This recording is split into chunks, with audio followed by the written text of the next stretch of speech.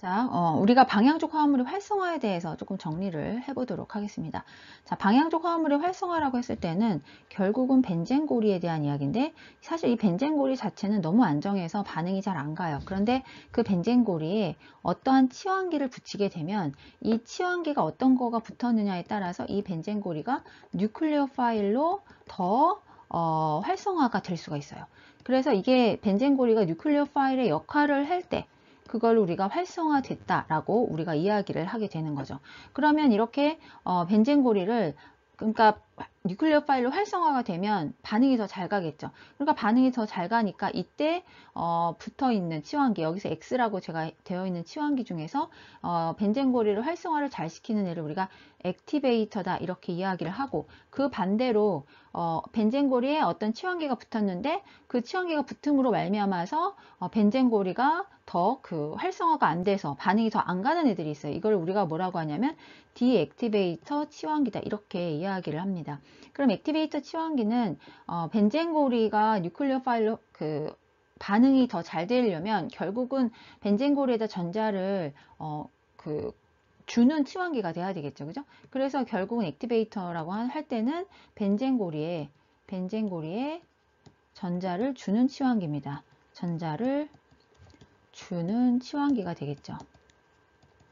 그래서 여기에서 보면은 결국은 여기에서 벤젠고리가 있으면 여기에 있는 X가, 여기 있는 치환기가 이쪽에다가 벤젠고리 쪽으로 전자를 줘야 돼요.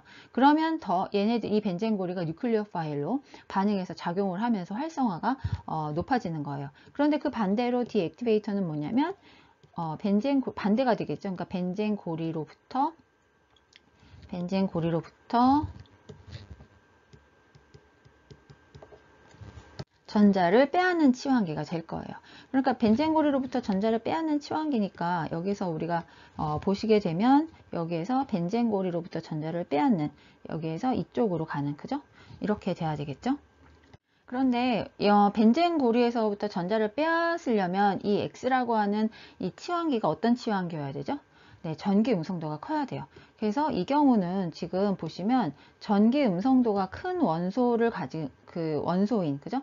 그래서 전기 음성도 일렉트로 네거티비티가 클수록 여기에서는 벤젠고리로부터 전자를 빼앗는 치환기가 될 거예요. 그런데 지금 벤젠고리로부터 전자를 빼앗을 때 지금 이 경우에는 어떤 경우냐면 시그마 본드로부터, 그죠? 단일 결합으로부터 전자를 빼앗아요. 그러니까 시그마 본드, 그죠? 시그마 본드를 통해서 전자가 빼앗긴다는 거죠. 전자가 빼앗긴다. 자, 이러한 효과를 우리가 뭐라고 하냐면 유발 효과, 그러니까 인덕티브 이펙트라고 배웠을 거예요. 그죠? 여러분들 책에서 우리 인덕티브 이펙트로 결국은 전기무성도가 큰 원소가 붙어 있기 때문에 전자를 빼앗기는 거예요. 그러면 사실은 우리가 방향족 화합물이 활성화될 때 이러한 유발 효과만으로 전자를 빼앗기냐 마냐에, 그런데 이제 이 시그마 본드를 통해서 전자를 빼앗기냐 마냐에 어떤 유발 효과만을 볼 수도 있지만, 이게 첫 번째 이제 첫 번째 상황이고, 두 번째로 고려가 되어야 되는 상황이 뭐냐면 사실 이게 더 중요해요. 이게 기여도가 더 큰데 이게 레조넌스예요. 그죠? 공명이죠. 그러니까 이게 더 중요한 효과를 내요. 자, 앞에서 우리가 레조넌스다라고 하면 여러분들이 이미 배우셨을 거예요. 그죠? 네, 예를 들면 지금 방향족 화합물에서 활성화가 제일 좋은 것이 어떤 치환기가 있는 거냐면 아닐린이 있는, 그래서 여기에 지금 방향족 화합물에 NH2기가 있는, 자, 이게 아닐린이죠. 이 아닐린이 활성화가 가장 좋아요. 그러면 얘네들이 활성화가 가장 좋은 이유는 사실은 유발 효과라기보다는 레조넌스에 의한 활성화가 좋은 거예요. 자, 이거의 레조넌스 구조, 공명 구조를 한번 그려볼까요? 자, 여기에서 이렇게 되고 여기서 이렇게 되죠. 그죠? 하나씩만 옮겨가시면 돼요. 그럼 이렇게 되겠죠. 그죠? 그 다음에 또 그 다음 그 공명 구조는 뭐가 될까요? 여기 있는 전자가 이렇게 하나씩, 그래서 이렇게 하나씩 옮겨가는 거죠. 지금 얘는 이쪽 탄소로 옮겨가는 거예요. 그럼 다음과 같이 되겠죠. 그죠? 아까 NH2에서는 지금 여기 이제 플러스가 되고요. 질소에.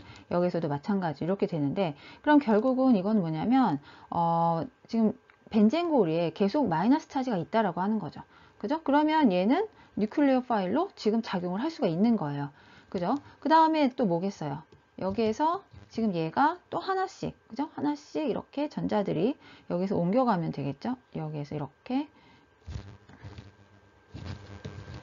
얘가 이쪽으로, 그죠? 이쪽 탄소로 옮겨가면, 그러면 이렇게 공명구조가 존재할 거예요. 그런데 사실 이제 이 공명구조가 실제 구조에 얼마나 비중이 크냐라고 우리가 이제 봐야 되는데, 이 아닐린 같은 경우에는 이 공명구조가 지금 3개가 있잖아요. 그죠? 전체적으로 이제 4개가 있는데, 실제 구조하고 공명 구조라고 봤을 때, 이 공명 구조가 실제 구조의 한 60% 정도의 비중을 가지고 있어요. 그러니까 많이 가지고 있는 거죠. 그런데 지금 보니까, 여기에서 보니까, 지금 이 레조넌스 구조 중에서 지금 벤젠고리에 마이너스가 있는 게 지금 많아요. 그죠? 그러다 보니까 결국은 질소 전자 쌍에서 벤젠고리가 마이너스 차지를 가지고 있는 공명 구조가 이렇게 많음으로써, 그죠? 이럼으로써 지금 여기에서 지금 다 마이너스 차지잖아요. 그죠? 예, 이러한 것으로 인해서 결국은 얘가 뉴클레오 파일로, 이 벤젠고리가 뉴클레오 파일로 작용을 할 수가 있는 거죠. 그러면서 결국은 전체적인 반응의 활성이 증가한다. 이렇게 보는 거예요. 그러면 사실 이 아닐린에서 보시면 벤젠고리에 지금 NH2가 붙어 있어서 만약 유발 효과, 인덕티브 효과로만 본다면 여기에 보시면 지금 N이라고 하는 거는 전기 음성도가 탄소보다 크잖아요.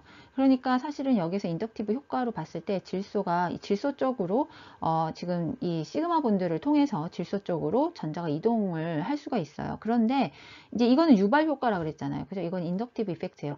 이런 인덕티브 이펙트보다 지금 레조넌스의 기여도가 더 큰 거예요. 더 큰 거예요. 그렇기 때문에 이거 효과는 이 효과는 네, 미비하다라고 할 수가 있죠. 이 효과는 미비하다.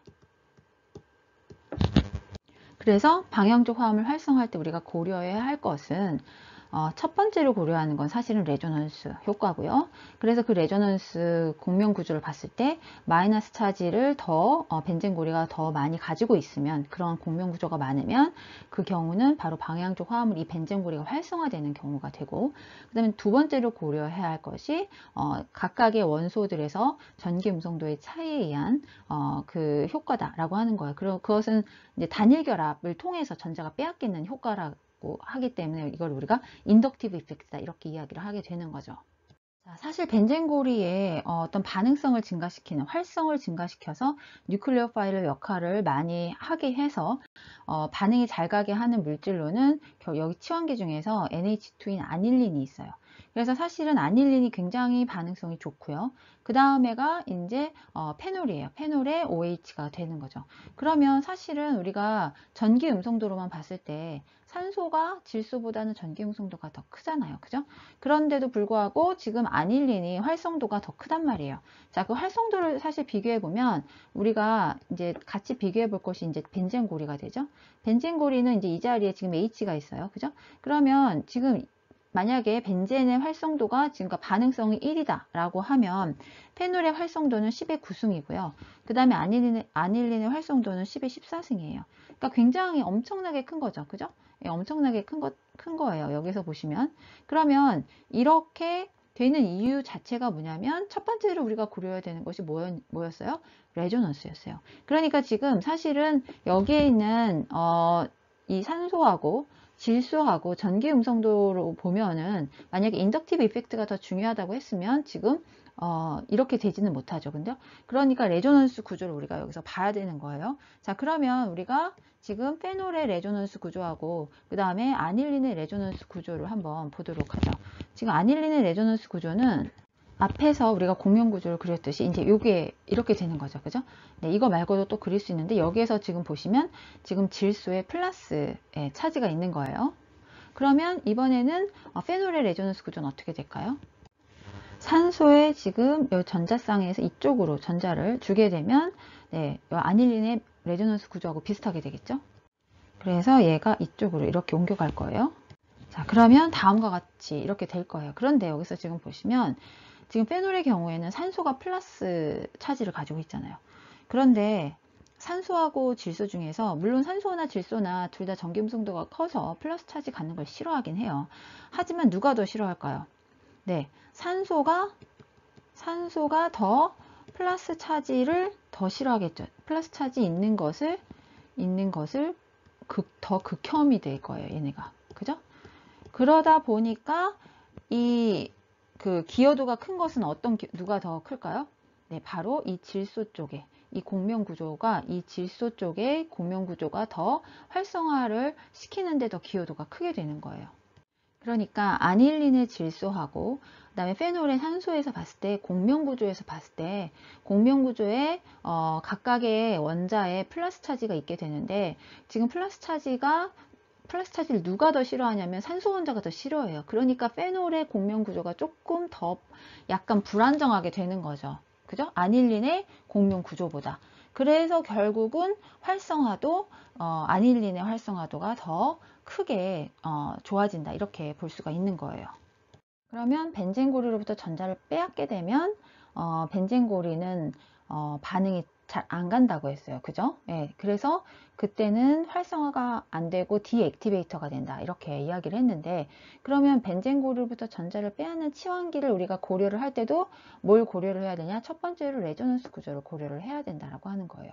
그래서 그런 측면에서 봤을 때 우리가 나이트로 벤젠이 가장 지금 활성화가 덜 되는, 그래서 굉장히 이 나이트로 벤젠의 경우에는 그 원래 벤젠보다도 더 활성화가 떨어지게 되는 거죠. 자, 나이트로 벤젠의 지금 루이스 구조식을 그리면 다음과 같이 돼요. 그래서 지금 이 경우에는 질소가 형식 전화가 플러스고 지금 오른쪽에 있는 산소가 마이너스가 돼요. 그런데 이 경우에는 지금 질소가 이제 플러스잖아요. 그죠? 형식 전화가. 그러다 보니까 벤젠에서 이쪽으로 전자를 이렇게 주게 되죠. 여기서 보시면 이렇게 돼요. 그렇게 되면 여기에서 또 이렇게 전자가 이렇게 흘러가요. 자, 그럼 공명 구조가 이렇게 그려질 거예요. 그쵸? 그리고 나서 그 다음에 여기 지금 이제 그 플러스가, 이쪽에 벤젠고리에 플러스가 있잖아요. 그러니까 이때 옆에 있는 그 파이 본드의 전자로부터 이렇게 그 전자가 이렇게 이동을 하겠죠. 자, 그럼 이렇게 되겠죠? 그러면 또 여기에 지금 플러스가 있으니까 이쪽에서 이렇게 전자가 이동을 할 거고요. 그러면 다음과 같은 공명 구조로 우리가 이렇게 그릴 수가 있겠죠. 자, 여기서 지금 보시면 벤젠고리가 뉴클리오파일로 작용을 하려면 벤젠고리에 지금 전자가 풍부해야 돼요. 그렇죠? 그런데 지금 그게 아니고 여기에서 지금 보시면 벤젠고리에 플러스 차지들이 막 이렇게 있단 말이에요. 그죠? 그럼 이거는 결국은 뭐냐면 벤젠고리가 뉴클리오파일로 활성화가 될 수가 없다는 이야기고, 결국은 벤젠 자체를 뉴클리오 파일로 쓸 수가 없으니까 전체 반응이 갈 수가 없다는 거죠. 그래서 전체 반응을 여기서는 디액티베이터 시키는 것이 누구다? 네, 여기에 있는 나이트록이다, 이렇게 이야기를 할 수가 있는 거예요. 그래서 벤젠 고리가, 지금 벤젠 화합물이, 방향족 화합물이 반응을 잘 갈 수 있느냐 마냐에, 지금 활성화를 시키느냐 아니냐의 그 중요 포인트는 어떠한 치환기가 지금 달려 있느냐라고 하는 것이고, 그 치환기에서 중요한 것은, 고려해야 될 것은 그 치환기가 있음으로 말미암아서 전체의 컴파운드의 지금 공명 구조를 보았을 때 지금 뉴클레오 파일로 지금 벤젠 고리가 작용을 할 수 있는지 그렇지 않은지를 우리가 보면 된다라고 하는 거죠. 그 다음에 고려할 것이 그 앞에서 얘기했던 인덕티브 이펙트, 즉 원자들 간의 전기 음성도의 차이로 말미암아서 시그마 본드를 통해서 전자를 끌어당기는 그러한 인덕티브 이펙트를 그 다음에 고려를 해야 된다라고 하는 거예요.